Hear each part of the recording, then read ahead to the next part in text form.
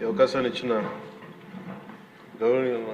గౌరవనీయులైన సభాపతి గారికి కృతజ్ఞతలు తెలియజేసుకుంటూ గౌరవ ముఖ్యమంత్రి గారికి కూడా నమస్కారాలు తెలియజేసుకుంటున్నాను. జిఎస్టీ సంస్కరణ మీదుగా ఆంధ్రప్రదేశ్ శాసనసభలో జరుగుతున్న ఈ చర్చలో భాగంగా ఈ దేశంలోని ప్రతి పౌరునికి ప్రత్యక్షంగాను పరోక్షంగాను లబ్ధి కలిగించే ఒక చారిత్రాత్మకమైన దిశానిర్దేశకమైన అంశంపై నేను ప్రకటన చేస్తాను ఉద్దేశం. గౌరవ ముఖ్యమంత్రి శ్రీ నారా చంద్రబాబు నాయుడు గారి సూచనల మేరకు ఈ సమిష్టి నిర్ణయానికి మన రాష్ట్రం ఒక నిర్మాణాత్మక సహకారం అందించింది. ఇటీవల కాలంలో జిఎస్టీ పన్నుల విధానంలో చోటు చేసుకున్న అతిపెద్ద సంస్కరణలలో ఒకదానికి రాష్ట్ర ప్రతినిధిగా బాధ్యత వహించడం నాకు చాలా గర్వకారణంగా ఉంది. గౌరవ ప్రధానమంత్రి శ్రీ నరేంద్ర మోదీ గారు 2025 ఆగస్టు 15న 79వ స్వాతంత్ర దినోత్సవ సందర్భంగా ఎర్రకోట నుండి చేసిన జిఎస్టీ 2.0 సంస్కరణల చారిత్రాత్మక ప్రకటన దేశ ప్రగతికి బాటలు వేస్తూ ఉంది. ఈ సంస్కరణలను ముందుండి నడిపిన గౌరవ కేంద్ర ఆర్థిక మంత్రి శ్రీమతి నిర్మలా సీతారామన్ గారి కృషి ప్రత్యేకంగా అభినందనీయం. జిఎస్టీ మండలి 56వ సమావేశంలో వాటిని ఆమోదించింది. గౌరవ ముఖ్యమంత్రి శ్రీ నారా చంద్రబాబు నాయుడు గారి రాష్ట్ర ఆదాయాలకు ప్రత్యేకించి అనేక సందర్భాల్లో ముఖ్యంగా జిఎస్టీ వచ్చిన తర్వాత గౌరవ ముఖ్యమంత్రి గారు ఒక సందర్భంలో అన్న మాటలు రాష్ట్ర ఆదాయాలకి నష్టం కలుగుతున్నప్పటికీ కూడా సామాన్యుల ప్రయోజనాల కోసం విధానాన్ని మనం బలంగా సమర్థించాలని చెప్పి ఈరోజు వారు కూడా దీన్ని బలంగా సమర్థించారు అధ్యక్షతని.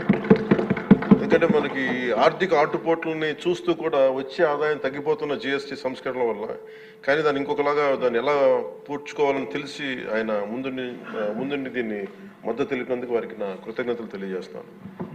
ఈ చారిత్రాత్మక సంస్కరణలకు మద్దతు తెలిపిన తొలి రాష్ట్రంగా నిలిచింది నారా చంద్రబాబు నాయుడు గారి నాయకత్వంలోని ఆంధ్రప్రదేశ్ ప్రభుత్వం. జిఎస్టీ పన్నుల విధానాన్ని సులభతరం చేయడం ద్వారా సాధారణ ప్రజలకు ప్రత్యక్ష లాభాన్ని చేకూర్చి వ్యాపారులపై పన్నుల భారాన్ని తగ్గించి పన్ను వ్యవస్థలో పారదర్శకతను పెంచుతోంది. ఈ చారిత్రాత్మక సంస్కరణ పన్నుల విధానాన్ని సులభతరం చేసి వ్యాపార పరిశ్రమల అభివృద్ధికి సహకరిస్తుంది. ప్రజల పొదుపును పెంచి కొనుగోలు శక్తిని పెంపొందించడానికి, కొత్త పెట్టుబడులను ఆకర్షించి దేశాన్ని స్థిరమైన వృద్ధి మార్గంలో నిలపడానికి దోహదపడుతుంది. జిఎస్టీ రేట్ల సరళీకరణ ద్వారా ప్రజలు అధికంగా ఉపయోగించే వస్తువులు సేవలకు డిమాండ్ పెంచి ఉత్పత్తిని విస్తరించి కొత్త పెట్టుబడులను ప్రోత్సహిస్తుంది. తద్వారా ఆర్థిక వృద్ధికి దారితీస్తుంది. నిజంగా ప్రజలకి ఆర్థిక వ్యవస్థకి చాలా లాభదాయకమైన సంస్కరణ. రంగాల వారీగా చూసుకుంటే ముఖ్యంగా రైతుల కోసం ట్రాక్టర్లు, వ్యవసాయ యంత్రాలు, పరికరాలు మరియు ఇన్పుట్స్ పై పన్నులు తగ్గించడం వల్ల సాగు వ్యవసాయ వ్యయాన్ని తగ్గించి ఉత్పాదకను పెంచుతాయి. తద్వారా గ్రామీణ ప్రాంత ప్రజల ఆదాయాలు పెరుగుతాయి. ఆధునిక సాంకేతిక పరికరాల వినియోగం ప్రోత్సహించడం ద్వారా వ్యవసాయ వృద్ధి మరింత బలపడుతుంది. తక్కువ ఆదాయ కుటుంబాల కోసం పాలు కానీ, పెరుగు కానీ, పన్నీర్ లాంటి నిత్యావసర వస్తువులపై పన్ను 5% నుండి 0% తగ్గించడం ద్వారా రోజువారీ వ్యయాన్ని తగ్గిస్తూ ఉంది. నిత్యావసరాలు నెయ్యి కానీ, వెన్న కానీ, వంట పాత్రలపై పన్ను 12% నుంచి 5% తగ్గించడం కూడా కుటుంబ బడ్జెట్లకి ఇది చాలా ఉపశమనం కలిగిస్తుంది. అలాగే ప్రతి కుటుంబం కోసం ఉండే సబ్బులు కానీ, షాంపూలు కానీ, టూత్పేస్ట్ వంటి వ్యక్తిగత సంరక్షణ ఉత్పత్తులపై పన్ను 18% నుంచి 18% నుండి 5% పరిమితం చేయడం ద్వారా వాటి ధరలు చాలా గణనీయంగా తగ్గుతాయి. తద్వారా ఆరోగ్యం, వ్యక్తిగత పరిశుభ్రత మెరుగుదల కనపడుతుంది. మధ్యతరగతి కుటుంబాల కోసం కార్లు, ఫ్రిడ్జ్లు, టీవీలు, ఎయిర్ కండిషనర్లపై పన్ను 28% నుంచి 18% తగ్గించడం ద్వారా వాటి ధరలు అందుబాటులోకి వచ్చి ప్రజల జీవన ప్రమాణాలు మెరుగుపడతాయి. అలాగే గృహ నిర్మాణానికి సంబంధించి సిమెంట్ పన్నుపై కూడా 28% నుంచి 18% తగ్గించడం ద్వారా గృహ నిర్మాణ వ్యయం తగ్గి సొంత ఇంటికల సాకారం అవుతుంది. ఆరోగ్య రంగం కోసం ఔషధాలపై పన్ను 12% నుంచి 5%కి, అత్యవసర మందులపై పన్ను 5% నుంచి 0% తగ్గించడం ద్వారా రోగులకి చాలా కీలక ఉపశమనం కలిగి అందరికీ వైద్య సేవలు అందుబాటులోకి వచ్చి ప్రజా ఆరోగ్య సంరక్షణ మెరుగుపడుతుంది. ముఖ్యంగా బీమా రంగంలో జీవిత ఆరోగ్య బీమాపై పన్నుని 0%కి తగ్గించడం ద్వారా మరిన్ని కుటుంబాలు బీమా పొంది వారి జీవన ప్రమాణాలు మెరుగుపడితే వాళ్ళకి ఒక భరోసా ఇస్తుంది.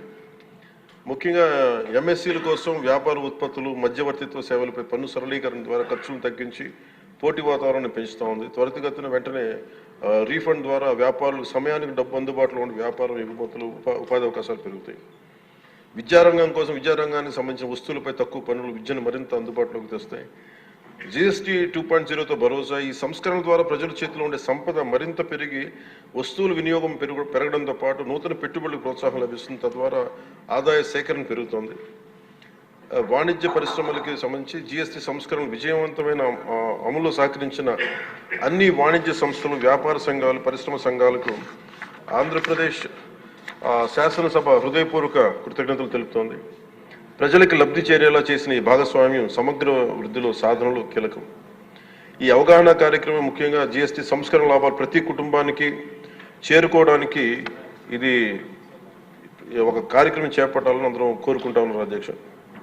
జిల్లా నుంచి గ్రామ స్థాయి వరకు ఈ అందరికీ తెలిసేలాగా మరింత ఏమేమి తగ్గుతాయి, ఏవి బెనిఫిట్స్ ఉన్నాయి, ఇవన్నీ ప్రజలందరికీ తెలియజేసే ఒక కార్యక్రమం ఖచ్చితంగా రూపొందించాలి. దాని మీద మేము కోరుకుంటా ఉన్నాం. అలాగే ఈ రెవెన్యూ కానీ, కమర్షియల్ ట్యాక్స్, పంచాయతీ అధికారులు గ్రామ స్థాయిలో ప్రజలకు నేరుగా కలిసి వాళ్ళకి మమేకం వాళ్ళకి ఎలా లబ్ధి చేకూరుతుందో అది కూడా చెప్పగలగాలి. పరస్పర అవగాహనతో పాటు పలు మీడియా వేదికల ద్వారా విస్తృత ప్రచార కార్యక్రమాలు చేపట్టాల్సిన అవసరం ఉంది. ఈ కార్యక్రమం ప్రధాన లక్ష్యం ప్రతి కుటుంబం జీఎస్టీ సంస్కరణల గురించి తెలుసుకుని వాటిని లాభాలు పొందాలని మనస్ఫూర్తిగా కోరుకుంటూ ఆంధ్రప్రదేశ్ ప్రభుత్వం ఈ చారిత్రాత్మక మార్గదర్శక సంస్కరణలు ఆహ్వానిస్తూ ప్రజల ఆర్థికాభివృద్ధి కోసం వాటి విజయవంతమైన అమలుకు సంపూర్ణ మద్దతు ప్రకటిస్తోంది. థ్యాంక్ యూ అధ్యక్ష.